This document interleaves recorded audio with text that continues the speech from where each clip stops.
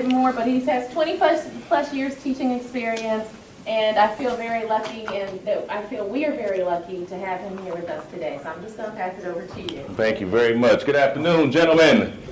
I need energy. Gentlemen, good afternoon. Good afternoon. You're going to be going into the classroom. Just not in agreement, yes?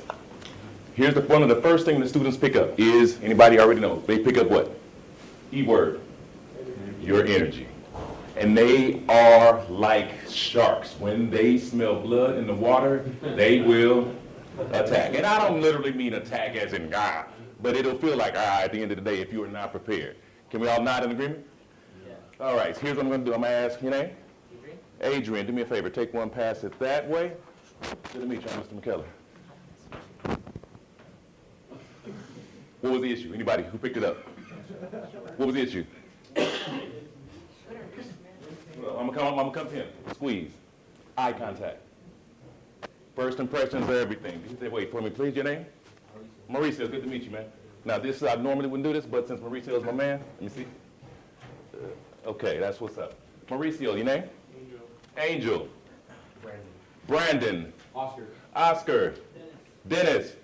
Thomas. Sartria. Jonathan. Adrian. A1, A2. Rudy. A3. No, matter of fact, you'll be A1, A2, A3 since I met Adrian first. Normally I would say ladies and gentlemen because I'm used to being in a co-ed classroom. However, I'll just start with gentlemen. If I say ladies and gentlemen, don't take anything personal. Agreed? Here's what we need to do, first of all, and this is how I set up my classroom. There has to be a community. And when I say community, there has to be a sense of order, a sense of belonging, a sense of I'm here for a reason, you're here for a reason. Let's not let those paths cross. Let's do our job as students, and you expect me to do my job as the instructor. Can we all agree on that? Yeah. So one of the things I do is like, may I teach? And then my students will usually say and call them responses, teach on. I got to give you the first, I got to call and response. So when I say hello, you say hello. So, how you doing, Julia? How you doing, sir? Good, man. Talk to me. What's going on? We're good? Good to meet you. I mean, you're late for a reason, but I'm going to get at a pass today. Thank you, sir. I appreciate it. Not a problem. So, Julio, let's see if Julio's going to catch on. All right, class. May I teach? Come on, gentlemen. Come on, man. Want me to see something? I drove 2 hours to come here. They paid a lot of money for me. They paid a lot of money for this expertise, so I need you to give me that energy back. May I teach? Teach on. I will teach on. Here is who I am and one of the reasons why I'm here. 20 years teaching in the urban inner city schools. I have been in the hood, as they say, in the challenged areas. And I only say challenged because there are some things that take place in the community, and I don't want to get too politically correct. I know we're being filmed, and I got a little bit of time. Just understand that certain schools have certain issues, other schools have other issues. I take that as a challenge, and I say, you know what? You give me lemons, I'm going to make lemonade. And I took that as a challenge when I was in school. Some of you guys are starting college right now. When I entered the classroom, especially in my graduate program, the higher I got, the less people I saw that looked like me. And that's something that you guys are going to have to confront your own issues with, about how you challenge yourself when you enter a classroom, especially a university, when you see people that don't look like you. What I did was, I took it as an insult. Like, how dare you not let black people in the college, man? What's up with this? There's a conspiracy going on. Now, that was my own paranoia, but that was my tool to tell myself, you know what? Okay, you're not gonna let us in? Guess what? I'm gonna ride for the cause. I'm gonna put us on my back, and I'm gonna do this thing. And that was my motivation. And that's what's gonna be your motivation as you guys move through this thing called education. May I teach? Teach on. 20 years I've been doing this. I've been at Washington Prep. I've been at Henry Clay. I'm currently at Dorsey. And the demographics are pretty much the same, 40% Hispanic, 60% black. And a lot of the challenges are pretty much the same. We score at the bottom. And I'll leave it at that. But I'll get into the specifics. I don't need to put up a graph. I'll let you know. We score at the bottom. And that is one of the reasons why I stayed in teaching and didn't go into administration. I didn't go to the big tower, as they say, because I love being hands-on. I love this. I absolutely love it. This is what I do, and I try to give this energy to other people so they can say, you know what? I want to be like that dude. So that being said, elementary school, that's where I started. I did kindergarten, wasn't for me. 3rd grade wasn't for me. 4th grade wasn't for me. 5th grade wasn't for me. Now, I'm not saying that isn't for you, because the paternal fixture in the classroom is very, very, very, very necessary. Because my principal pulled me to the side my first teaching job, and I'll tell you the story. My first teaching job, my principal told me, he says, you don't belong here. And I was taken aback, I was like, what do you mean I don't belong here? She says, you need to be in the higher grades. Didn't understand that at first. Because he said, the nurturing thing, you already got that. You need to be instructing young men how to be young men. And I thank her to this day for that. Eleanor Mack, Annalee Avenue Elementary School. She's like, get out of here. But I just got it. Yeah, when you get a job as fresh out of college, you're like, yes, I got a job. I can pay some bills. I can eat what I want to eat. No more cup of noodles. I can eat. She told me unequivocally, get out of here. But it was that kind of challenge that I needed to say, you know what? I got other things to do. With that being said, so once I moved to middle school in the secondary level, I've done dean. I've been a department chair, been a class advisor, been a basketball coach, speech teacher, dramatic arts, director, arts. I've put a couple shows together, Upper Bound. I've been the recruiter for those people at Southwest College. And one of my claim to fame that I've been able to punch my ticket this year, my daughter graduated from the University of Missouri this year. Now, when I first put this together, she hadn't graduated, so I was like, wait, don't clap yet. But I went to the ceremony, and it was a watershed moment for me, because here was a conversation that I had with my daughter. So I fly out to Missouri, we're having breakfast, and we hadn't talked much during her journey of college. The parents in the room, you already know. The only phone call that you get is going to be about money. But here's what happened while she was there. She only called me maybe 3 times throughout her 4 years at Missouri. So I wired her the money. We text sporadically. But when we sat down and had breakfast, it was like no time had ever passed at all. And I asked her one question. I said, so tell me, what was your motivation to get through this thing called college throughout all these years? And I mean, didn't blink, didn't stutter. She looked at me, she says, I knew you wouldn't expect anything less. Now, as teachers or future teachers, I'll just say young scholars, it's great when you see a student of yours go through the mentoring process and they get somewhere in life. That's great. But when your daughter tells you something that you've been telling all of your students in the entire time teaching, it's like, yes, I knew what I was talking about.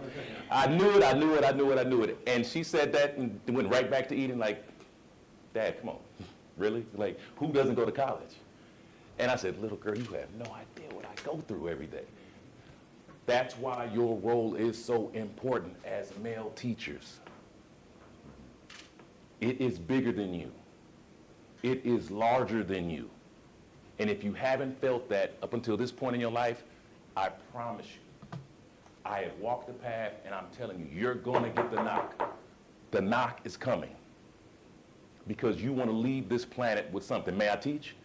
Teach on. A1, A2, A3, may I teach? Teach on. They said teach on for the camera, so it says the camera, you know, sometimes it doesn't pick it up. Distinguished alumni, you know, I mean, Cal State Dominguez, you know, accolades, because once I left college, I did some stuff. And that's your goal as well, because your generation, see me, me. Can we not in agreement? Did you see that post? You see my post, right? You saw my post, right? Yeah, did you tag me? Did you like it? Yeah, you saw my post, right? You saw my post. Other than the post, now take phones away. You got to do some stuff once you leave school. Can we all agree? You got to do some stuff, because if you want to shine, you got to put in the grind. Repeat that for me, please. May I teach?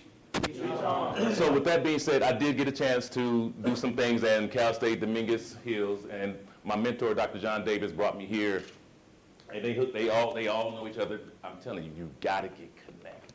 Side note, you gotta get connected. My mentor, Dr. Davis, put me on to somebody else. She put me on to somebody else. He put me on to somebody else and said, you know what, this dude is good. And that's how it works in the real world. So get connected. So that brought me through Cal State Dominguez. I got to do some acting, best male actor, you know, the voice thing, voice personality. Got to model, got to take some pictures, got to dance, gang liaison, all that stuff. But most importantly, let me see if my beam is, hold on. My beam isn't, oh, there we go. Bingo. You see why I put that by itself? Because all this means absolutely nothing if I can't hand it off to somebody else. And I mean absolutely nothing. So as a mentor, I get to say, you know what? I'm gonna give you the cheat codes. Cheat codes, anybody? How many people know the book? What are cheat codes? Giving them tools that they can learn. That's what you're talking about, right? Well, yeah. When I say cheat codes, I think of it as giving them tools so that they can learn and passing out knowledge so that they don't. How many gamers do I have? What's your game? If I could buy one game, mom's give you a gift card, you can get one game. What are you getting? What do you get? Mortal Kombat. If you're not a gamer, the game that you remember playing the last time you had an extreme amount of fun. Street Fighter. One more time? Street Fighter. Street Fighter. Come on, which one? Come on, man. Street Fighter 5 Alpha. Come on, you got to be specific, sir. Chess count? Chess count? Yes, chess counts. Yes. Chess. I'm gonna go with chess. Volleyball. Volleyball. Online. Go old school. Go old school if you want to go old school with me. I'll go old school Pac-Man. Old school Pac-Man, what you got? FIFA 19, what you got? FIFA 19? Mario Kart. Here's what no one said, and I will show you how not connected that you guys are. God of War. Kratos, do I speak the truth? Kratos is the man. My point is, I got to a level on God of War. Kept getting stuck. I'm in the ice caverns. I'm frustrated. Frustrated. Man, I can't get past this level. Guess what I did? Guess who I went to? Guess who are my experts that I went to? My students. So guess what? I went from teacher to student because now we're involved in something together, and they says, you know what, Mr. McKellar, all you got to do is go on YouTube, get the cheat codes. And at that moment, I realized I have no clue what I'm doing.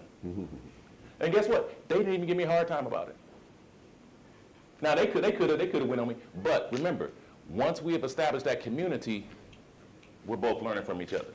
And it was I stepped into their world, even though I said, look, we used to do Sega, Pac-Man, Atari. Like, you guys have no clue. They like, Atari, what's that? What is that? I said, remember one joystick? There's all they know is L1, R1. It took me a minute to recognize what R3 was too. However, so with that being said, so does everybody know what R3 is? Yeah. But you have to learn. Because who pushes who? So with that being said, gentlemen, let's move on. That is one of the reasons why I am here. You have an agenda in front of you. Let's go over this agenda. Let's get to the business of why we are here. Readers, somebody want to read the first one. Somebody read it out loud for me, please. Introductions, greeting, and how did I end up here today, and what does it mean to be a teacher/mentor? Okay. We've kind of covered that, and I'll tell you the reason why I'm here. My reason to be here is that I want to give back. It's cool. I make a nice salary. Being educated is power.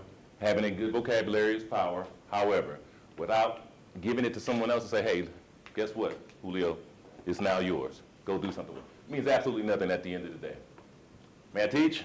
Teach on. Come on, energy, man. You guys had free lunch, man. May I teach? Teach on. Thank you. I want to show you guys a video, but I'm going to jump around because of time, and I need to switch mediums here so I can show you what this thing looks like in person. And I'm going to ask you guys, everybody have pen and paper? Yes. Now, I'm going to take you through a real classroom scenario right here. And this is because we've established community already, correct? So if I say one piece of paper, gentlemen, name, date, period, upper right-hand corner, so I'll just say name and date. My student Dwayne has the Dodgers jersey on. My student Julio is here in the red shirt. Here was their journey in this particular class. This young man started off extremely confident, well-spoken, but every time someone pushed his buttons, he lost it. Anytime somebody disagreed with him, behavior out the window. So what I did was, I put him with someone who isn't normally aggressive, and I had them have a conversation. And I want you to notice the body language.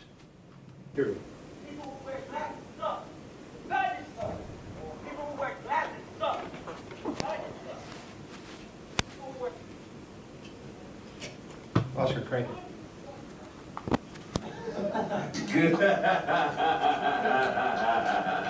As we laugh. I want you guys to see, respond to something. Based on the video that you saw, what type of teaching did you see taking place? And I know you guys aren't experts in the teaching modality. I'm saying, what did you see take place in that video that you said, you know what, I can relate to that field, and this is something that I really want to do. And pay attention. I'm going to give you Chico. Pay attention to the body language. People who wear glasses suck. Glasses suck. People who wear glasses suck. Glasses suck. People who wear glasses suck, man. Glasses suck, man. Good.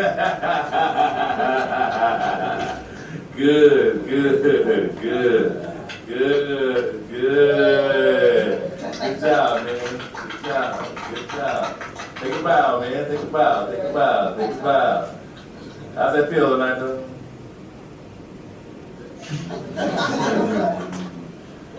Good job. Let's go, Jim. Now, I'm gonna give you 2 minutes. Matter of fact, I'll make it even easier for you. Write down what you observed.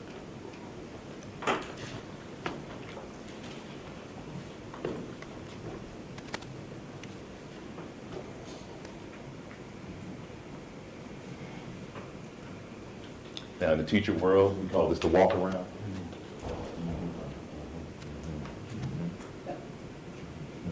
Does everybody have materials? Good. All right, pens down, gentlemen. A1, A2, A3. Anybody want in on that? A1, what you got? Nice and loud, please. I said that I feel like the student in class, I think his name was Julio, he seemed fairly out of his comfort zone, like he was clearly hesitating on really insulting the guy. So, yeah, since he said that he wasn't always aggressive, that he wasn't really comfortable with trying to be aggressive. A2, what you got? Well, what I noticed was that the young man in the Dodger shirt never once stepped back, while the young man in the glasses always stepped back when he was done insulting him. A3? 2 students fighting over what they believe suck. True. Brandon. I basically did that. Brandon. We're recording. I need to hear what Brandon said. Yeah, I just put basically 2 people arguing about things they didn't particularly like. Now, I'm going to pause the movie for right 1 second. You see what Brandon did? Brandon did exactly what student in the video did. As soon as I challenged him, he said, no, what he said. What he said. Yeah, he basically the same thing. I'm going to give you an analogy. One of the things I try to pride myself on is trying to always make analogies to things. And Brandon, I don't know you, but Brandon, may I teach?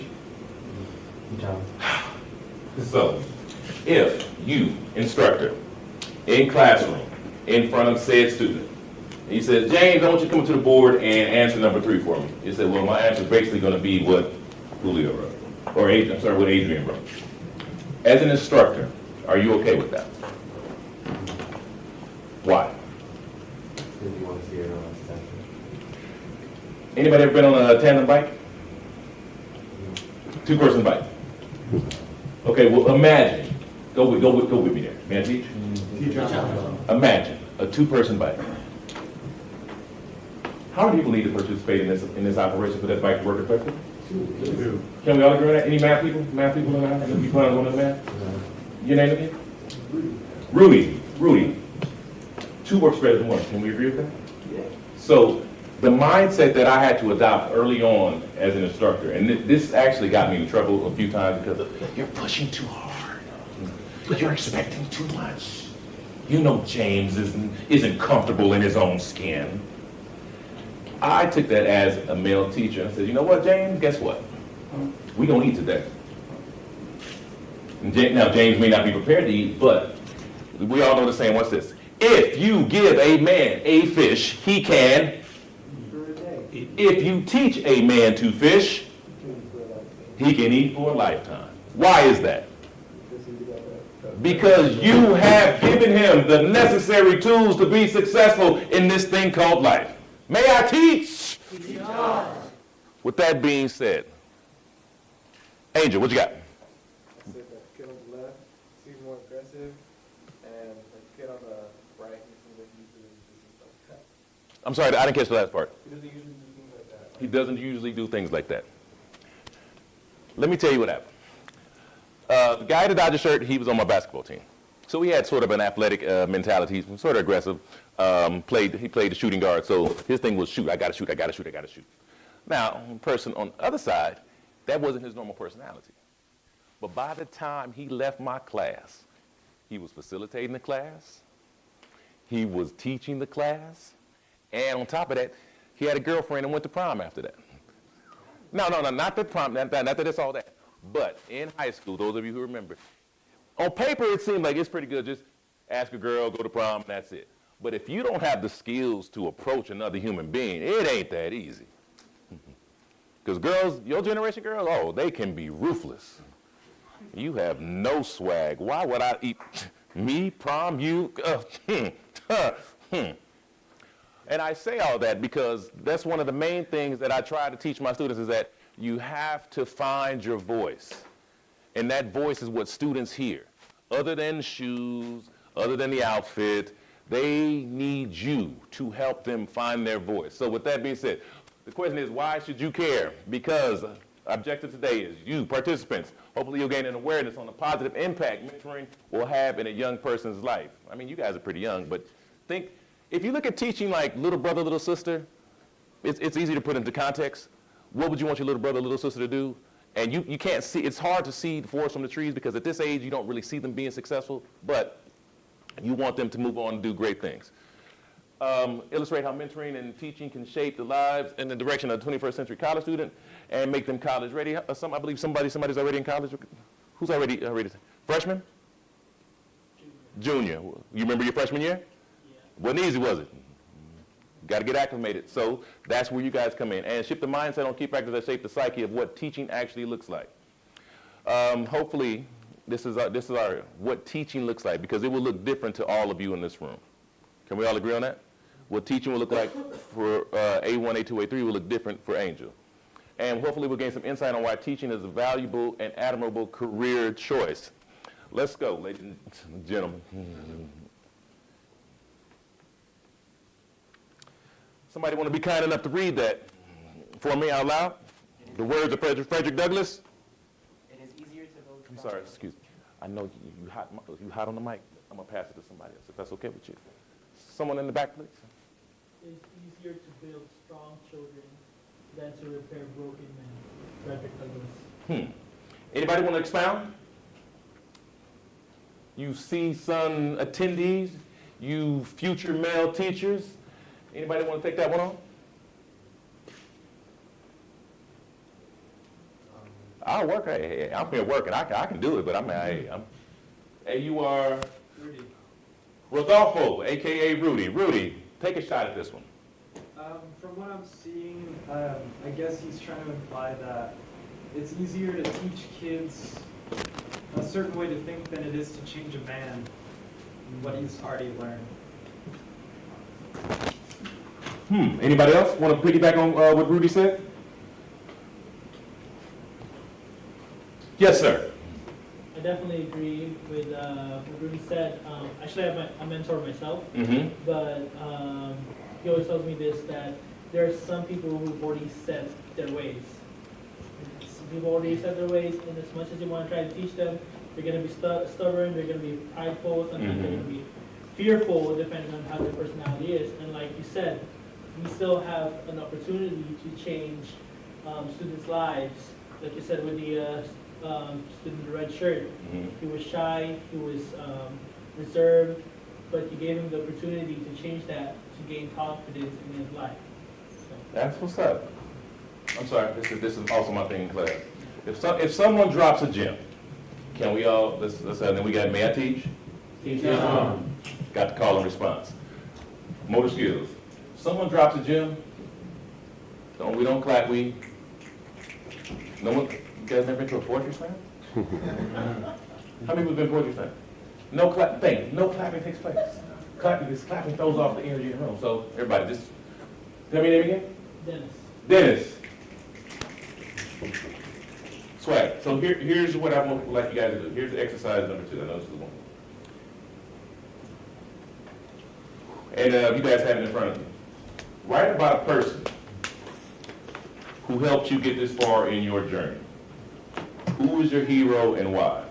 I like to use the term my big homie. Someone who made me see the bigger picture. And one of my heroes was my Uncle Duke.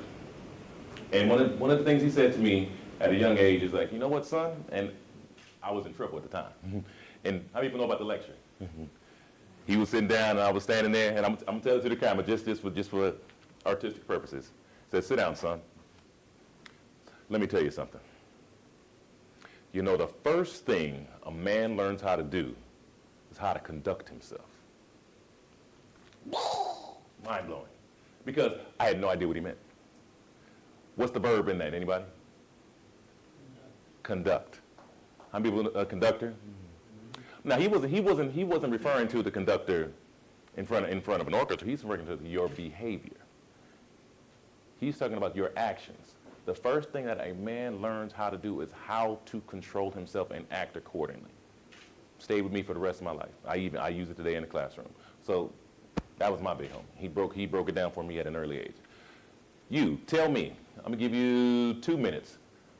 Get that person in your head. Get that person in your head. Who is the person that helped get you to where you're at today, right now? You being here at Cal State Northridge at 1:04 in the afternoon on a random Tuesday. Who helped you get here? Let's see, we'll go timer. 2 minutes, is that enough? 2 minutes. I'm not worried about mistakes. I'm not worried about grammar. Get that idea down and write. Materials. All right, time. Here's what I'd like you to do, gentlemen, for the sake of time. I would like you to, everybody up with that information in hand. Now, find someone that you were not sitting next to and go brag about your big homie. And tell them why. Partner up. If you need to do 3, if you need to do triads, that's fine. I'm available.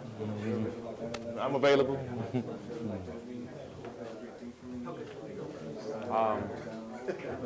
My dad, I remember the day when he came up to me and with this simple notion and simple motion, he said, I want you working with this, not with these. And when he showed me his hands, scars, cut up, bandaged, he was a welder. Everybody get that person and that person props? Now, here's the challenge. Who's going to share? Who's going to brag about their big homie? Who would like to brag about their big homie? What did you hear from your partner about their big homie? So you know what? Oscar's big homie was his father. And what his father taught him at an early age was that I want you to work cerebral and not physical. And he looked at his hands, and his hands were beat up, bruised, weathered. Yes. broke down, Broke down. hardened, Yes. calloused. And he says, you know what, son? I don't want you to have hands like that. I want you to have hands where you get manicured every week and you know they look good. So that's what my partner shared. Share with us what your partner said about their big homie. All right, so he said that his big homie was his mentor from Upward Bound, and like he would always check up on him, always text him and stuff, and like tag him in opportunities and stuff, and like he wouldn't be like here at like where he was today if it wasn't for that dude. He always keeps him close to his heart. Good, good. Someone else? Adrian. So, Mauricio's big homie was his father because his father immigrated here from Mexico, and he and his mother were left behind. But he worked his way up, and eventually got to a point where he invited them over. And after that, they scored a small little apartment, working his way up to his own business. So they were able to upgrade to a house, and now they're doing well. Good, good, good. A3, A2. Well, Jonathan's big homie was his basketball coach, and he's, even though he doesn't play basketball anymore, he like supported him and stuff, and like also helped him like get on the right track. That's what's up. Brandon? Yeah. Dennis's big homie was his pastor, because he taught him how to value himself and how to show him basically just to be the right person on multiple perspectives. Good job, gentlemen. Good job, everybody. That's what's up. Good job. Good job. All right, take your seats, please, gentlemen. Let's keep moving.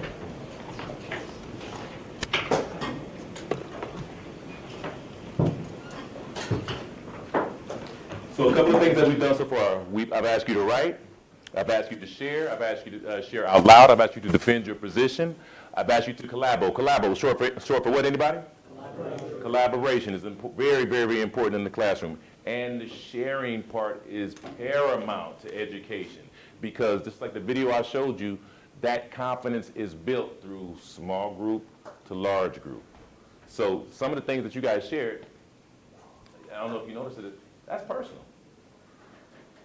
That's a personal story. And let me tell you the hot topic now in education. Social emotional development. Social emotional development. We have all of these feelings inside of us. We have all these energies inside of us, but guess what? No one has ever taught us how to articulate them. And especially as men, what's our first reaction? Well, tell me how you really feel.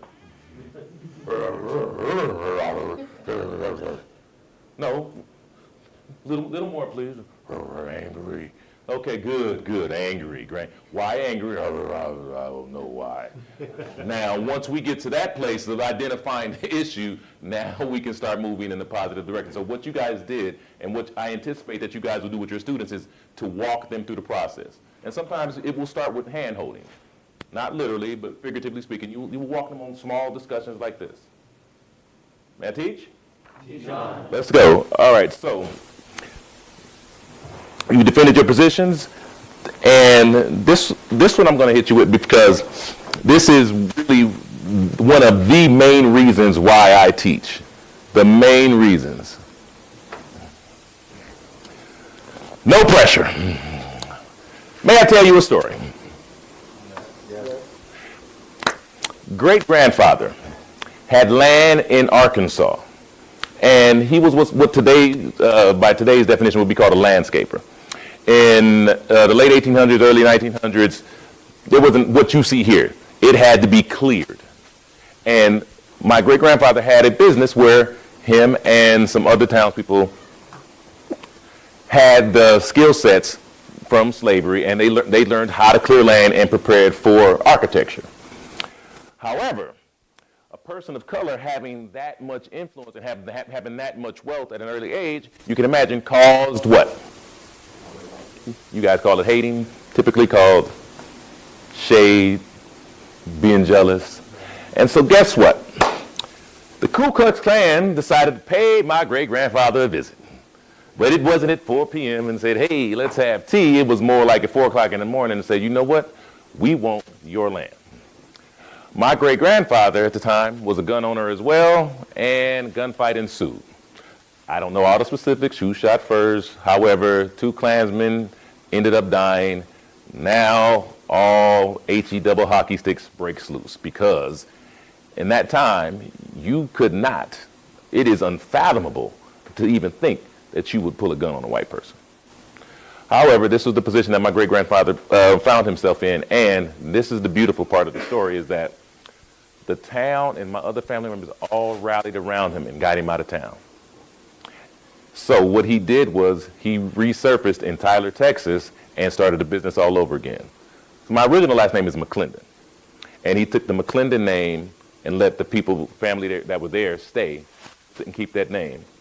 But when he resurfaced in Tyler, Texas, McKellar was the name. And he started it all over again. And now if you Google it, Tyler, Texas, we got about 14, 15 acres out there. And when I went the first time, and I believe I was maybe 16 or 17 years old, can you imagine? You've been rocking your name for all your life. You've heard the stories. Yeah, we got land in Texas, we got land in Texas. And your great-grandfather's like, oh, yeah, whatever. Until you actually see it for yourself. And this was my experience. We're driving in the car, going to get something to eat, and we turned down the side road, and I knew my uncle was up to something. So he said, let's go this way. I said, but the restaurant is over here. And he said, let's just go this way. And we're talking in the car, and he's talking, and I was like, stop the car.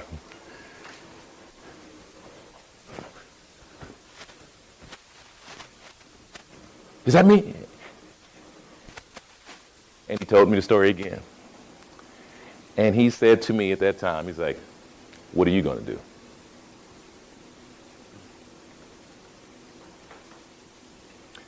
Put it into in a clearer perspective about I needed to be about something in life. And when I see that, I get emotional because I want one of my own. I want to do something that's going to have an impact, not just in the classroom, but beyond the classroom. So when they look at that building, they say McKellar on it, it's like, oh, that's Darryl's. That's the other McKellar. And this is my motivation for doing what I do. So here's what I'm going to ask you to do. Let's move on to the next exercise. I'm going to ask you, pen and paper in front of you, and I'm going to do this with you. I'm actually going to do this with you. In my backpack, I have a pen. Make sure that I have my tools as well. Because you can't expect your students to do it and you're not going to do it with them. I'm going to take a seat and I'm going to write with you. Here's what we're going to do. I want you to list 5 reasons why you are here. Now, let me be specific when I say here. When I say here, I mean 1, in this class, 2, in your community, and 3, why do you believe you exist on this planet? Everybody, does anybody need me to repeat that? It's right here. So, 3 things. 1, why are you here in this class? 2, why are you in your community? And 3, why are you here on this planet? And I'm going to set the timer for 5 minutes. Is 5 minutes good for everyone? All right.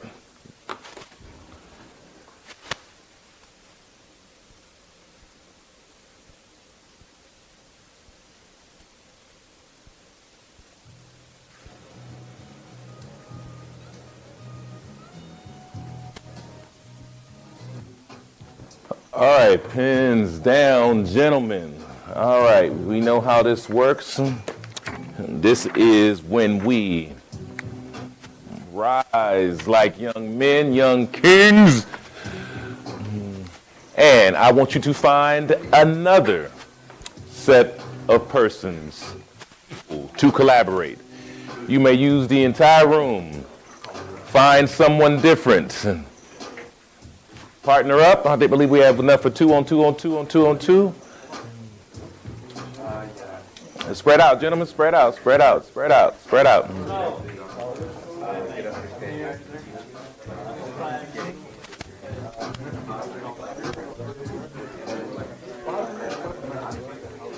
All right. 1. Pass it around. Why are you here in this class? So I said that I want to make a lot, or my teacher and ambitions allow, my character and ambitions allowed me to be told about this program by my teachers. Good. Go. Here in this class, one, because my dad, he drove me here.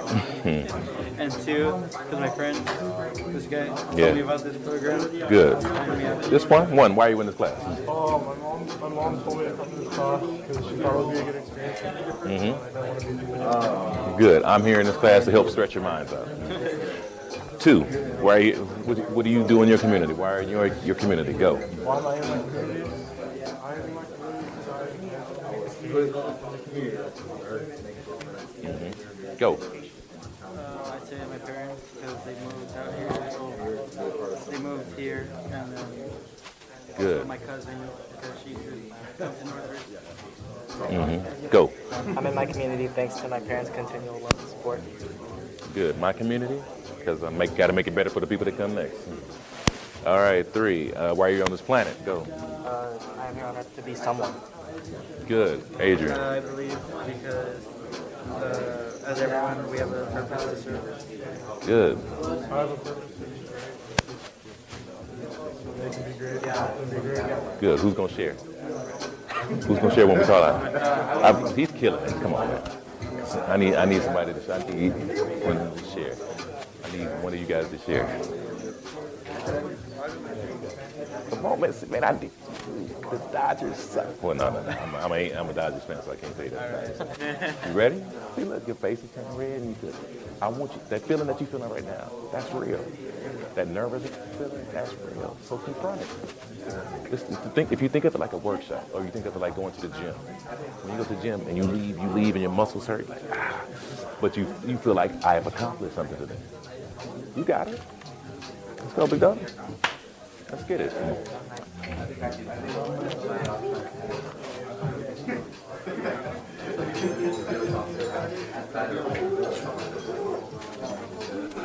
All right, gentlemen, let's come together.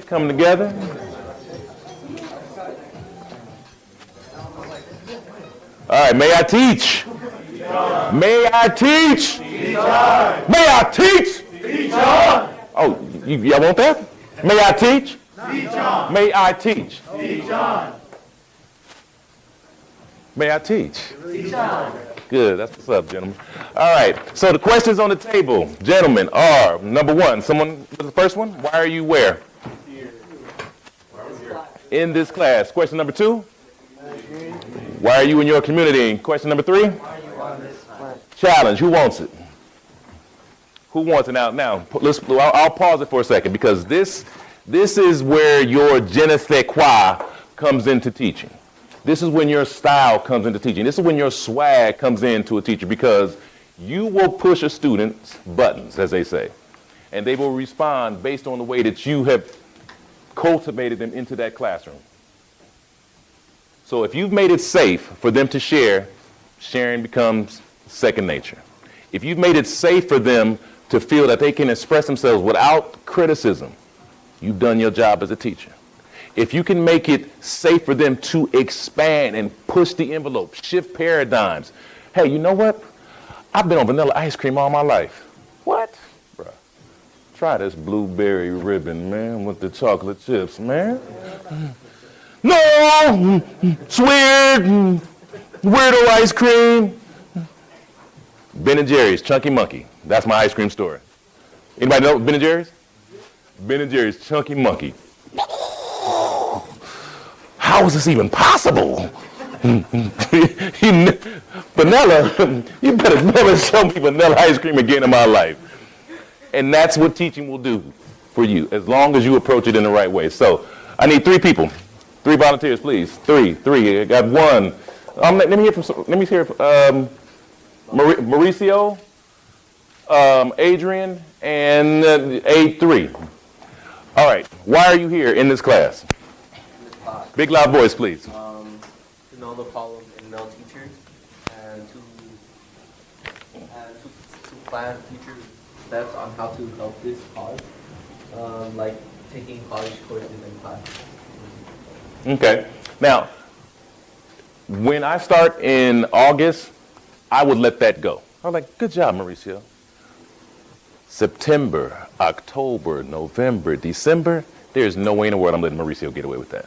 And those of you, if you're taking a look at the challenge, what does DYP mean, anybody? Defend your position. Now, I'm not disagreeing with him. However, what am I attempting to do? I need more than that.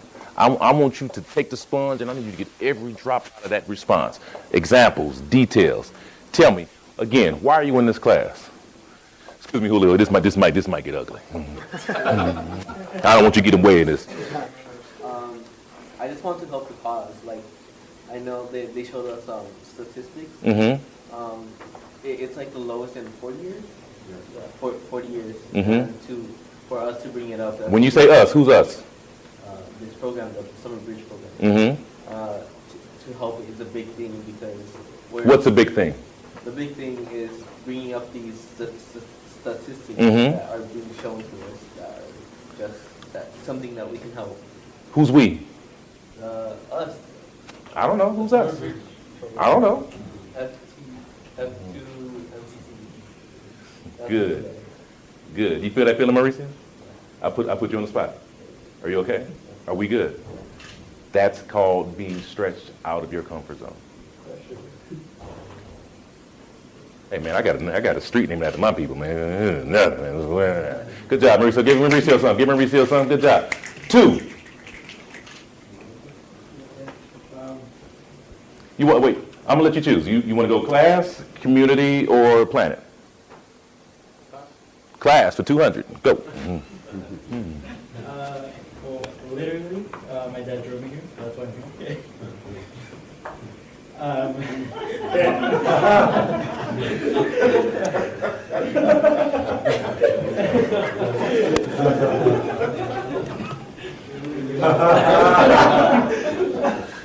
He said, because my dad drove me here. That's why I'm here. Yeah, Adrian, thank you. Oh, he's not done. He's got more. Go ahead, Adrian. I'm here during this week program because of my friend, Adrian, number 1. Good job, He told me Adrian. about the program and decided to sign up. Great job, man. Good. 3. Good. That's what's up. Who's my third? Who's 3? Adrian again. Adrian, feel free to choose. You want class, community, or planet? Class. Go in class for 200. I'm in this class to help and teach the future generations. Like, I know there is a decline in male teachers because all my life, like, I only had like female teachers until high school, and I was like, I only have 2 male teachers, and so I want to help improve that, and I also want to help the future generations because we need more doctors, more engineers, and more like technicians and stuff like that. Swag. Adrian, drop the mic. Good job, good job, good job.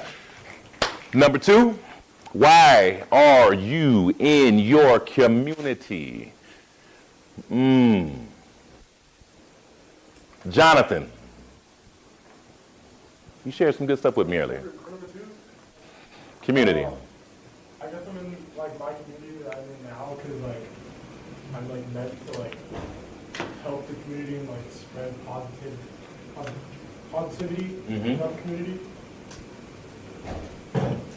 Spread positive energy throughout the community. And to make a change. And to make a change. Good job. Thank you, Jonathan.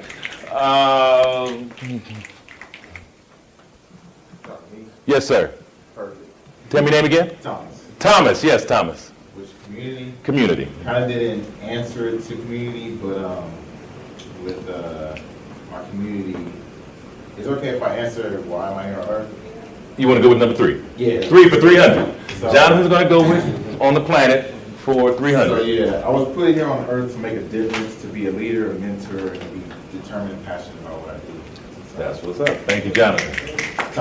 Thomas. Sorry, Tommy. Now watch this. Here's what I would also do in my class. I don't believe you. Why? You say you don't believe me? I don't believe you. Why? That's fine. You don't have to believe me. But Tell me why. Now, with DYP, anybody? Defend your position. Why? Because that's what I was born to do. I feel like that's my main mission. I'm a leader in everything I do in the classroom, within my fraternity, within my family. I'm a leader. I'm a mentor. I like to give back. I like to teach others. and I'm determined and passionate, especially about my music and everything else. And just whenever I want to do something, put my eyes on it, like, go for it. Child, good. Challenge. You want to go for question 4? What's question 4? This one wasn't on the paper. What have you done to make your purpose on this planet evident? Well, without knowing it, so I'm about to be a 6th grade math and science teacher. I think that's, for me, more than enough. I think giving back, especially at the All Boys Academy at Washington Prep, actually talking about that. But I think with that, especially since we're in a male-driven class right now, I think that's very important to give back to those students because it's very challenging, especially in that area for them growing up and learning the necessary tools. Especially with that school, I think the mission of the school is actually good. Very good. Who's your principal over there? Principal Moore, John Moore. Tell him you ran into each other. We go way back. So, and I'm going to take it even further. You're here today. You weren't here because if you wasn't here, you'd be missing out. Somebody want to take on this planet? 3rd one. Rudy. Thank you, Rudy. Rudy's got it. I'm on this planet to do great things with the opportunities given to me as the 1st generation in the U.S. and the last member of my family. Woo, man, good job. Brandon, let's get that. I believe I'm on this earth to help people. I believe my purpose in life is to assist and to help people who are in need. Great job. Oscar, you want in on this? I'll take it on this. For Planet, want to change and inspire. I've been teaching for about 16 years, and I think I'm not done. And there's plenty more to change and inspire, and I think that's why I'm here too, to help these young men do the same thing. That's what's up. Good job, everybody. Let's rock. Let's rock. Now, moving on in the I'll go ahead and share mine really quick. Good challenge me because in the classroom, a lot of our students will say, "Well, what about you?" And that's the perfect opportunity to coincide and connect with your students. So, 1, I'm in this class today. 1, to teach, but more so to stretch you out. And I mean stretch you out where you feel it later on today. I'm hopefully something that we cover while we're going over all this information today. It may not hit you right now. It may not hit you in the car ride home. When I love to hit students right that moment when your head hits the pillow and you're just going over the ideas and thoughts about the day. Oh, that's what he was talking about. I get it. If I want to shine, I got to put in the grind. Why am I my community? Because, 1, I want a street named after me. But I want to earn the right to drive down that street and tell everybody the story. Like, I did that. And 1 street to get you 2, 2 to get you 3. Dream big. And why am I here on this planet? I'll put it as simply as this. It's bigger than me. And I tell my students that all the time. It's bigger than you. You think your grandparents went through what they went through? You think it was easy for them? You think your great-grandparents went through? And this is the scenario that I give my students all the time. If your great-grandparents were sitting right there, alive or dead, would they be cheering for you, or would they get up out of there and say, man, if you don't man, you are embarrassing us. It is bigger than you. And the sooner that you download that and take that into heart, I promise you, your path on this planet will be a lot easier. May I teach? Teach on. Let's go, gentlemen. All right, so we got that. We're going to pass the mic. And right, phones, gentlemen. This is something that, something big in the district right now. They said no phones in the classroom, no phones in the classroom. However, if you have a phone, take it out. We're going to do a Google or a Siri challenge. Hey, whatever app works for you. All right, it's about 13 people in here, and Any information that you get is fine. All right. 1, 2, 3. 1, 2, 3. You guys take one, and that is Google a Siri. Number of incarcerated African American Hispanic males in California. That's your search. 1, 2, 3. 2. You got at the end. 1, 2. You're in this. 2. And Oscar, you want in this one? You take 2. Number of African American Hispanic single parent households. We go nationwide. You can form it however you want to. That your Google or Siri will attack it. And who's left? Am I 3? All right. 1, 2, 3. Number or percentage of African American Hispanic males with a college degree. And you have it here in front of you.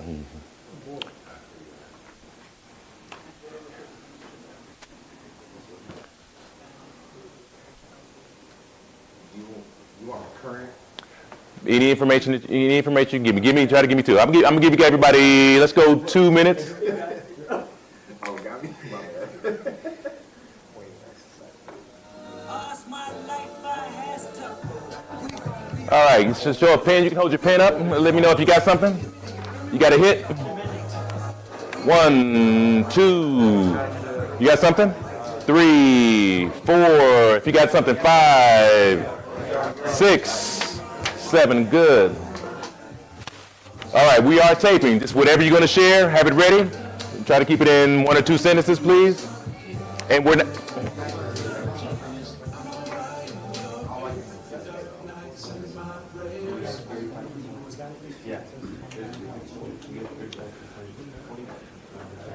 I thought a little bit of LL Cool J would set the tone. So that's LL's new song. Right over you. No. Yeah, I did get a chance to see. I did get a chance to go to the BET Awards Thursday, and for most of you guys are not LL Cool J's generation, but if you do not believe me, LL took it there as if he just came out last week. LL, Nas, and Snoop came out, and Slick Rick came out. Yeah, when they used to really rap. No shade, because I do like J. Cole. J. Cole is a beast. Kendrick's a beast. I even like Nipsey. Nipsey's a beast. So now, Mr. McKellar, why would you even throw rap in there? Because you got to stay connected, man. You got to know. Especially, I teach English. And the stats, I'll throw this stat at you first before we even look at the stats. Black male English teacher, LAUSD, 1.3%. So guess how many meetings I go to and see enough, hey, bruh,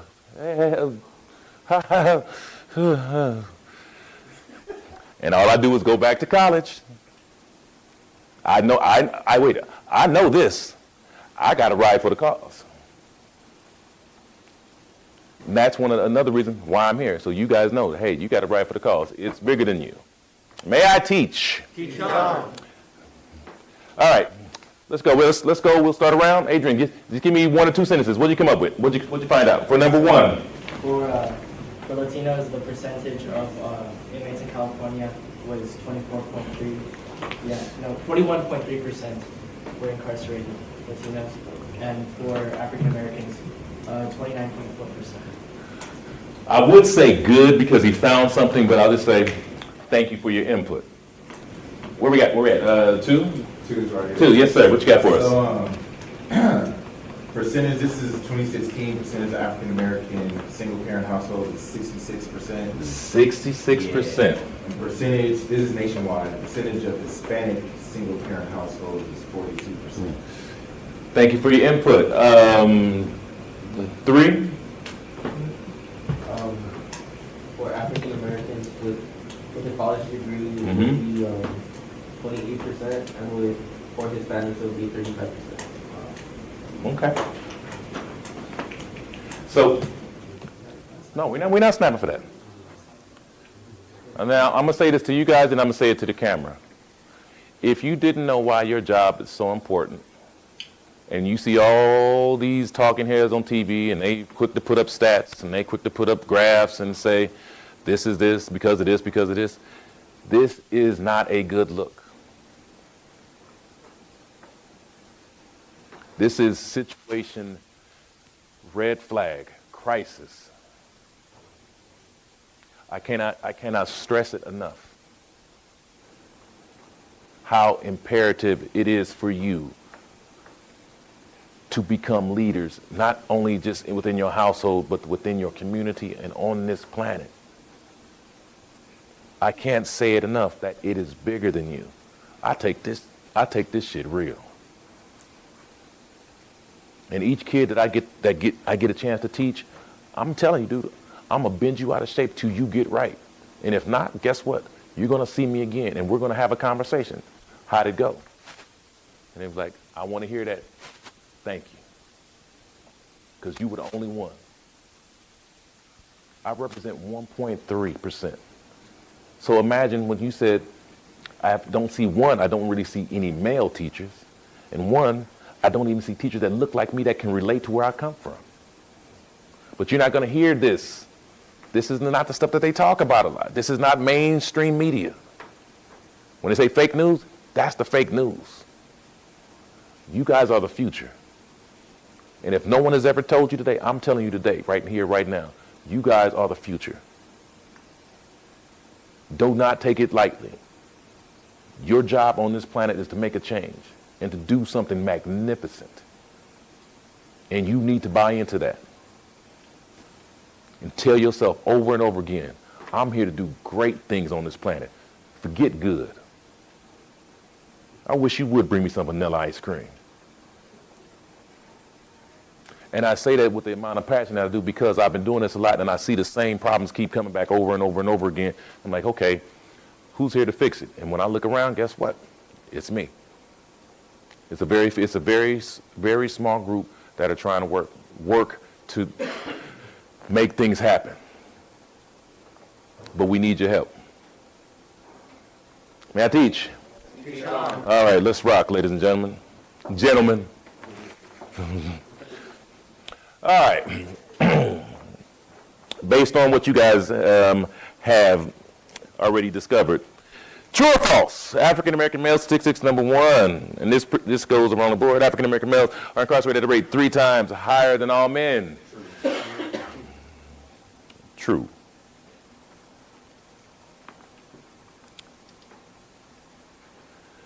.66% of African American children live in single parent households. Validation.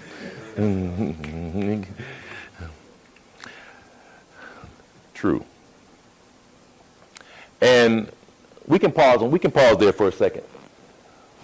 Why do you guys believe, and you could turn to your elbow partner and discuss this, why do you believe that the single parent household isn't as advantageous as a 2-parent household?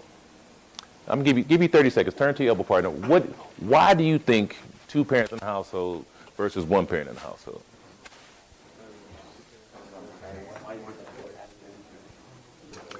Why do you believe it is a detriment to the student in your classroom that comes from a single parent household or both parents in the household? All right, gentlemen. Dennis is on fire down there. Dennis, I can feel that flame from all the way down here. What you got, Dennis? So I gotta give an example of my own parents. They're divorced, but it's not coming to me from me because they divorced right after I graduated high school. But for my little siblings who are still in school, they're having difficulties with this because to start off with the superficial stuff, they got things to sign, they've got things, permission slips, grades to look at, all this and that. But now I'm focusing on the student right now, where the student is now they're messes with their psyche. You gotta bring home something, and they're already dealing with it. We're just having 1 parent at home, so they still gotta deal with this stuff at school. And now, if you look at the parent side, parents are working so much, they're never at home as much as they'd like to be for the kids, and they can't provide certain things. Sometimes there are times where they can't communicate, so I know that for my little siblings, they never got things that they need for school until later on, because they couldn't communicate that because of the timing of when my Dennis, man, get it up for Dennis. Man, Dennis, that was good. In my classroom, I might say like, Dennis, you've been holding on to that one, but Dennis is so passionate about that one, man. Because, again, once you have created the environment in your classroom where those kind of things can be discussed, the conversations become organic. And Dennis, I felt your pain. I feel that, because, and I'll just give it to you simply, ladies and gentlemen. I had the opportunity to be under the tutelage of Dr. Mike Laurent when I was at Cal State Dominguez, and he's a clinical psychologist. And he told me very simple, balance.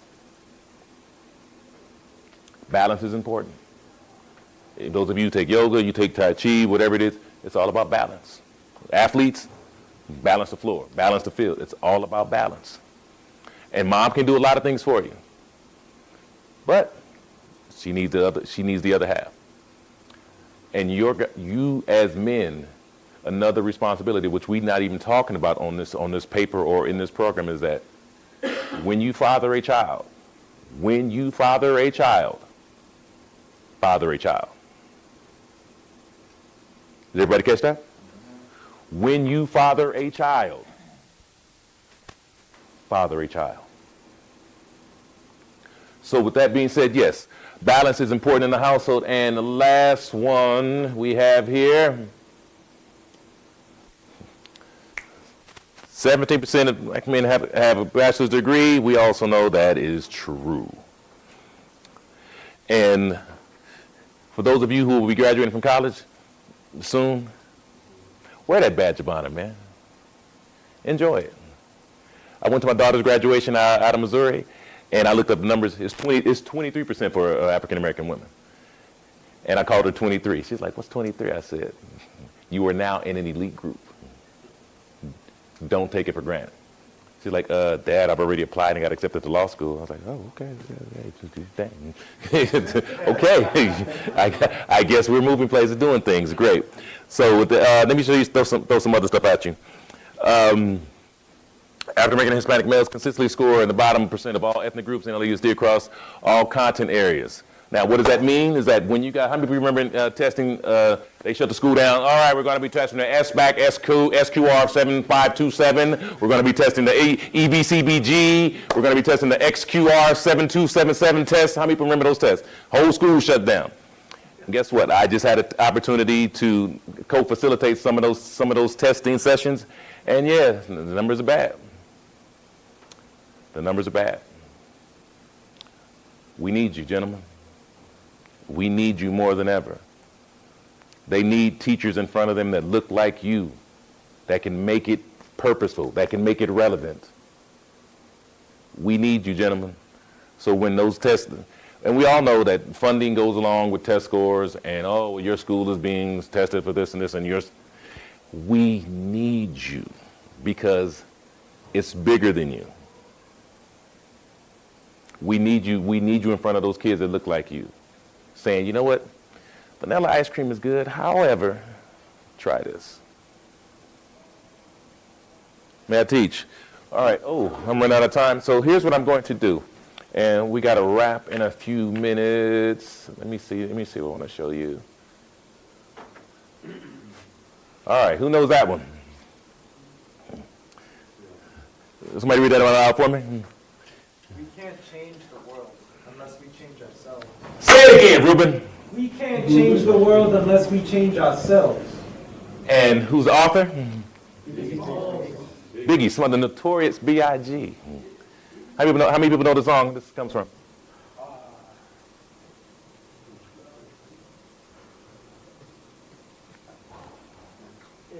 I don't know what song it is, but it reminds me of one song by the great Michael Jackson.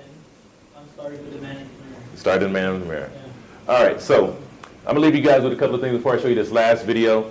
And this is what my mentor told me, this guy right here.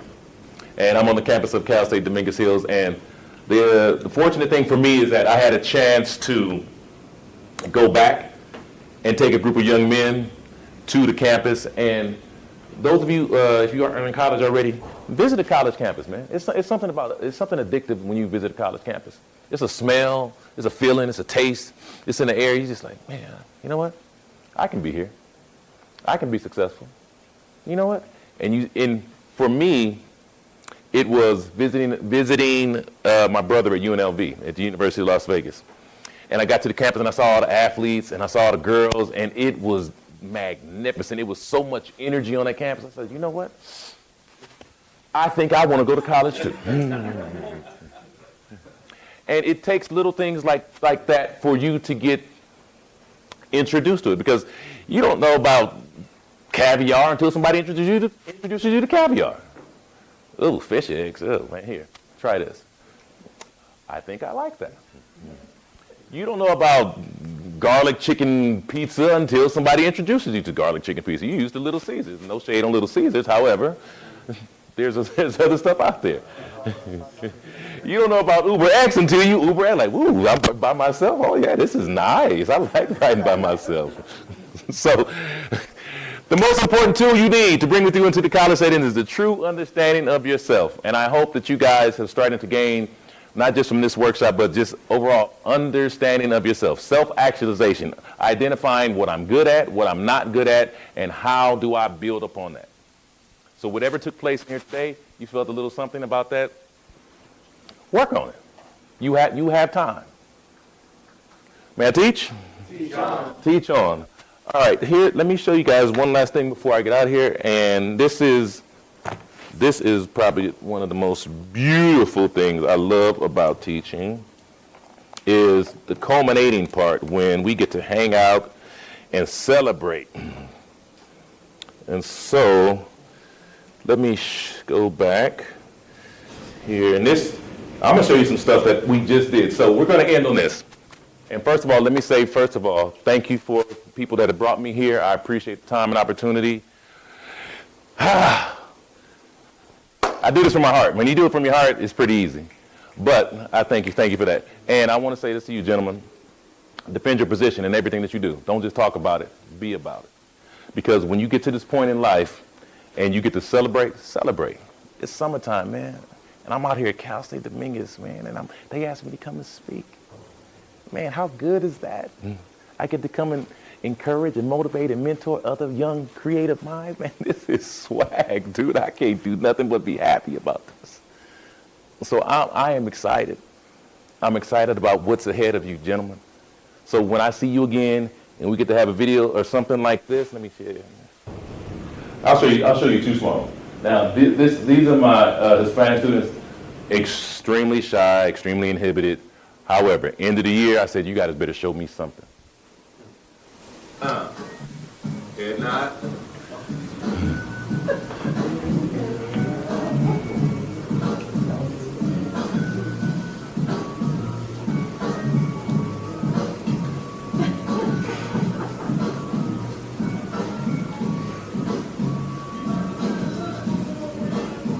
Head nod. Face. Face. Face. Jenny. Armando. Face. His face, Jacob. Wait for it. Face. Myra, his face. Ready? Give me the hand. Give me the hand, Myra.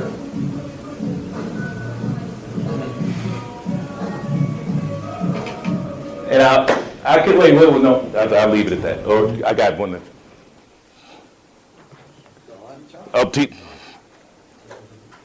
Now that was my super shy group. Let me show you my super duper confident group.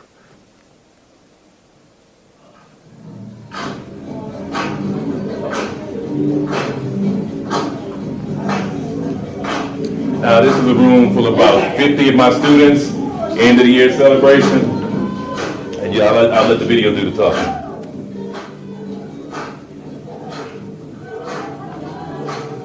I'm modeling in this, modeling dance moves.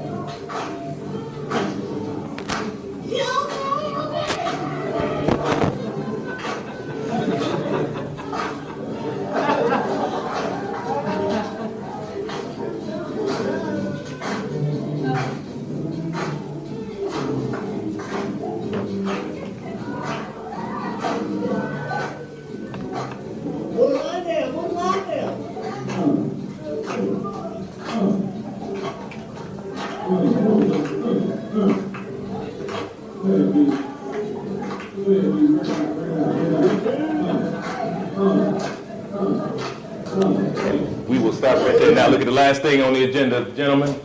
Last thing, I'm gonna go around based on this video that you just saw. And the question is, keep it 100. Respond to the following and share with your hero.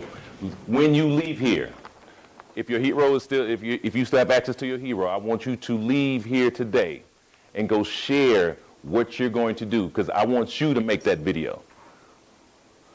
How is that video possible? Go. By just making an impact on everyone. Go. Impact on everybody's, how everybody's, making everybody more confident so that they can do it. More confidence. Go. An impact on their lives and changing them. Making an impact on life. Go. Creating a positive environment. Creating a positive environment. Oh, creating like a movement of positive environment, like an impact, like making everyone comfortable with their own bodies. Making them more comfortable with their own bodies. Ma'am. Using the arts as a tool for social justice. It's using What the our arts. topic was today, so I have to throw that in. Good. What you got?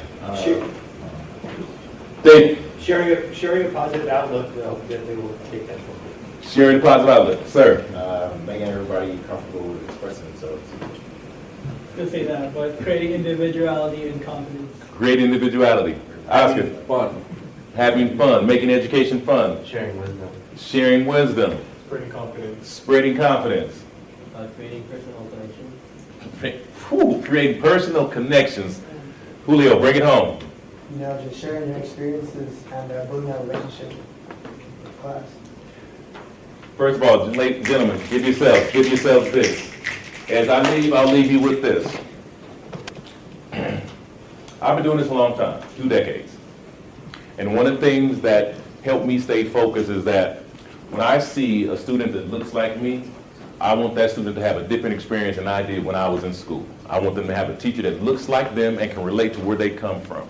So therefore, when they do get to college, therefore, when they do get into their professional field, they will be able to say, you know what? I had someone show me the way. I had someone give me cheat codes. I had someone that said, you know what? You're going to be all right. Thank you for your time, gentlemen. I appreciate you.